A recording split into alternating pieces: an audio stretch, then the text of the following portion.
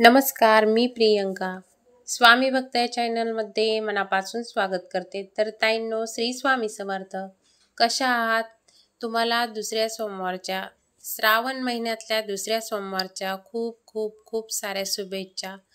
आपण असंच हसत व आनंदी राहो, हीच भगवान शंकराशी प्रार्थना व महाराजांशी प्रार्थना. तर चला, मी आज सकाळी सकाळी सोमवारच्या पूजेला सुरुवात केली. तर सगळ्यात आधी मी काय केलं, बेल स्वच्छ धुवून घेतलं. बेल धुतलं ना, तर धुतल्याच्या नंतर अवश्य निवडून काढा. म्हणजे काय, तर भरपूर सारं बेल किडकं येतं. आणि दुसरी गोष्ट, मला आज काय करायचं, थंबनेलवरून तर तुमच्या लक्षात आलंच असेल की नवीन सेवेला सुरुवात. नवीन सेवा म्हणजे काय, तर श्रीपाद श्रीवल्लभ हे पारायणाला सुरुवात केली आहे मी. श्रीपाद श्रीवल्लभ पारायण का करावं, तर श्रीपाद श्रीवल्लभ पारायण केल्याच्या नंतर श्री स्वामी समर्थ महाराजांचा आशीर्वाद भेटतो असं म्हणलं गेलं आहे. म्हणून मी श्रावण महिन्यातल्या हा पवित्र जो श्रावण महिना आहे, त्यामध्ये मी आज सोमवारपासून 7 दिवसाचं श्रीपाद श्रीवल्लभ पारायण करण्यास ठरवलं. मग श्रीपाद श्रीवल्लभ पारायण करण्याच्या अगोदर तर आपल्याला कोणती सेवा करायची, तर सगळ्यात आधी आपल्या कुलदैवताचा कळस स्थापन करून घ्यायचा. आणि कळस स्थापन केल्याच्या नंतर सर्वप्रथम आपल्याला दोन्ही हातामध्ये हिरव्या बांगड्या व कंपाळाला कुंकू लावून घ्यायचं. तर कुंकू आणि बांगड्या असतील तर आपण अवश्य पारायणाला बसू शकतो. तर सगळ्यात आधी मी छान असा दीप प्रज्वलित करून घेतलं आणि नंतर महाराजांचा फोटो आणि छान असा कळस स्थापन केला. छोटीशी चौरंगाखाली हळदी कुंकू टाकून रांगोळी काढून घेतली आणि छान असं धूप लावून दिली. त्यानंतर मी करणार होते अभिषेक, म्हणजे महादेवाचा. तर दररोजची पूजा झालेली आहे, फक्त अभिषेक राहिला होता. स्वामींचा अभिषेक व श्री शंकराचा अभिषेक करून घेतला. शंकराचा अभिषेक करण्याआधी मस्त असं ताट स्वच्छ घासून धुवून पुसून घेतलं आणि अभिषेकाची तयारी केली. महाराजांचा फोटो मांडून घेतल्याच्या नंतर अभिषेक का केला, तर महाराजांच्या फोटोसमोरच मला अभिषेक करायचा अशी माझ्या मनात इच्छा आली. म्हणून मी भगवान श्री शंकराचा अभिषेक सुद्धा करून घेतला.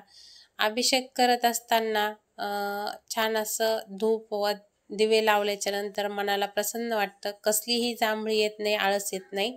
त्यामुळं दीप प्रज्वलित करायचं आणि धूप लावून घ्यायची आणि नंतरच अभिषेकाला बसायचं.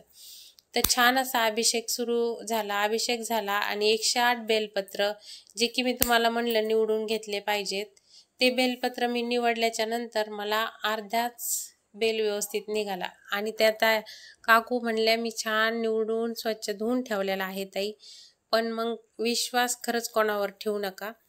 आणि हा विश्वासघात जर टाईमवर झाला माझ्यासोबत आणि मग अर्धाच बेल व्यवस्थित निघाला आणि अर्धा किडका निघाला.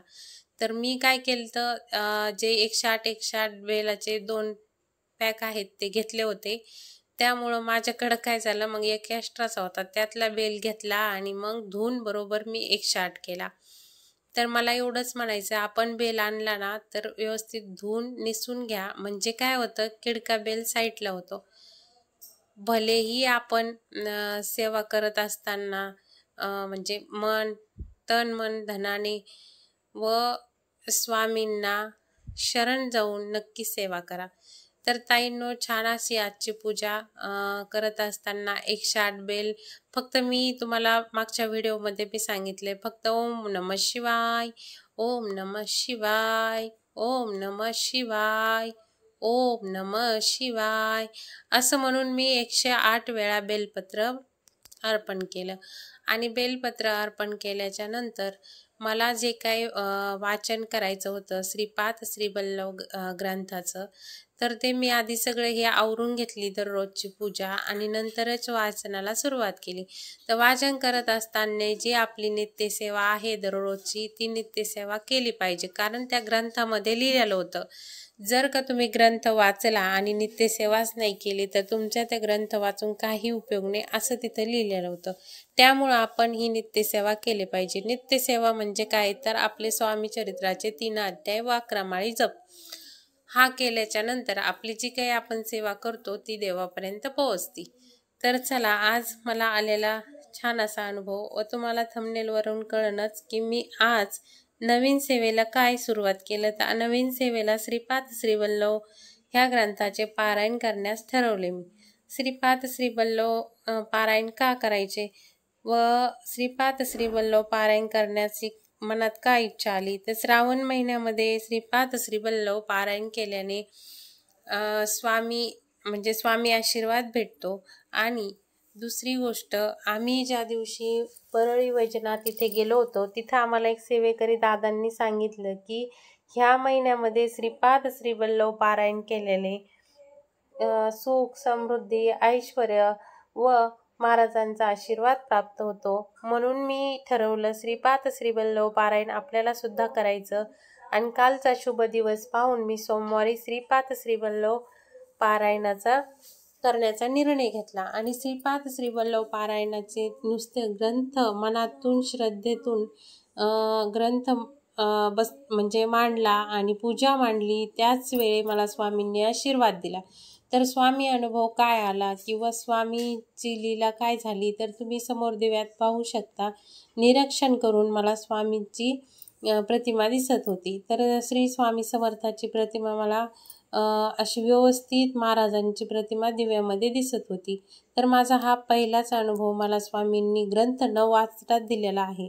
तर मी ग्रंथ अजिबात वाचन केलं नव्हतं, कारण माझी पूजा झाल्यावर मला ग्रंथाचं वाचन करायचं होतं. तर मी दिवा प्रज्वलित केल्याच्या नंतर 10 ते 15 मिनिटांनीच मला हा अनुभव दिसला. तर तुम्हाला जरी तिथं दिव्यामध्ये स्वामींची प्रतिमा दिसत असेल तर मला कमेंट करून नक्की सांगा. तर ताईंनो, असं म्हणतात धूप किंवा अगरबत्ती जर आपली देवाकडे जात असेल धूप, तर आपल्याला देवाचा आशीर्वाद भेटतोय. आणि माझ्या ही जी लावलेली धूप आहे ती स्वामींच्या फोटोकडे जात आहे. म्हणजे मी श्रीपाद श्रीवल्लभ पारायण नुसतं मनाने ठरवले तर माझ्यासोबत एवढा खूप छान असा मला स्वामींनी आशीर्वाद दिला. तर तुम्ही पहा दिव्यामध्ये कशी स्वामीची प्रतिमा दिसते. मला दिसली आहे कारण भोळा भक्ताला जर देवावर श्रद्धा ठेवली तर देव कुठेही दिसतो. मग आता ती तुमची इच्छा, तुम्हाला दिसेल या न दिसेल, पण मला स्वामींची मूर्ती साक्षात दिव्यामध्ये दिसत होती म्हणून मी तुमच्याशी शेअर केलं. तर ताईंनो, आजचा आपला हा व्हिडिओ श्रीपाद श्रीवल्लभ पारायणाचा होता व दुसऱ्या सोमवारचा देखील होता. तर ताईंनो, आता मला जायचं होतं मंदिरामध्ये आपल्या श्री शंकराच्या. तर आम्ही आलोय इकडे दुकानाकडे आणि छान असं स्कूटीवर तिघी मैत्रिणी निघालो. तर कुठं निघालो तर आम्ही निघालोय चिंतेश्वर दर्शनाला, म्हणजेच गेवराई देवस्थान चिंतेश्वर दर्शन घेण्यासाठी निघालो. तर मस्त असं गाडीवर दोघी एका गाडीवर बसलो. एक गाडी गेली आणि आता आम्ही चाललोय माग त्यांच्या. आणि इथं आलोय मंदिरामध्ये. असं म्हणतात ह्या मंदिरात खूप गर्दी असती, पण वेळ खूप झाला होता म्हणून गर्दी नव्हती आणि छान असं दर्शन झालं. तर इथं आहे छान सुंदर गणपती बाप्पाचं दर्शन झालं आणि लगेच बारीला न लागता चिंतेश्वराने सुद्धा छान असं दर्शन दिलं. तर पहा किती सुंदर आहे चिंतेश्वर महाराज. आणि मग मंदिरातच थोड्या वेळ बसलो, कारण देवाच्या दारात बसणं गरजेचं असतं. तर बाहेर आलो तर काय जिथं म्हणजे माणसाची श्रद्धा असेल तिथं देव आहे. छान असं नारळाचं तोरण, नवस केला तर नवसाला नक्की देव पावतो. आणि दुसरी गोष्ट, आपले जे हळदी कुंकू आहे ते बॅगमध्ये नेलं होतं आणि भस्म देखील लावून घेतला. हे आपल्या सगळ्या फ्रेंडला, तिथल्या आजूबाजूच्या बायकांना हळदी कुंकू लावून घेतलं, कारण आज खूप मोठा सोमवार आहे आणि सौभाग्यासाठी आपल्या हळदी कुंकू स्वतःही लावलेलं चांगलं आहे आणि इतरांना लावलेलेच खूप छान. तसंच आमच्या गल्लीमध्ये आसपास थोड्याच काही मीटरवर अंतरावरती हे मंदिर आहे महादेवाचं. त्या मंदिरात जाऊन, कारण चिंतेश्वराला पाणीचा घालून देत नाहीत, हा मंदिरामध्ये पाणी नेलं आणि छान अशी पूजा करून घेतली.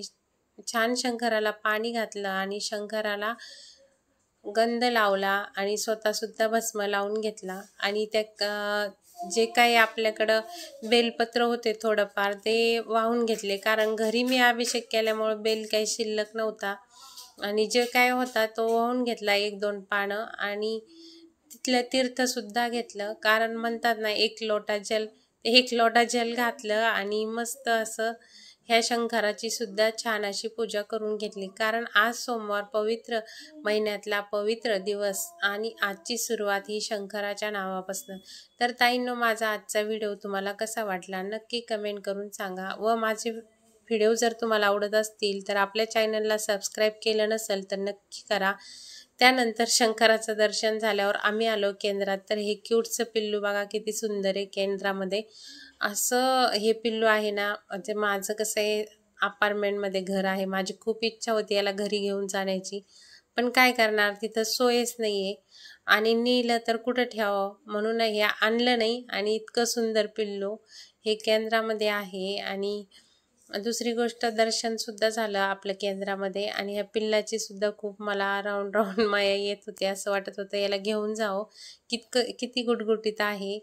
देव करो हे पण कोणाच्या तरी घरी जावो आणि त्याला नक्की सांभाळो कोणीतरी. आणि छान असा आमचा फ्रेंडशिप डे. व्हिडिओ आवडला तर व्हिडिओला लाईक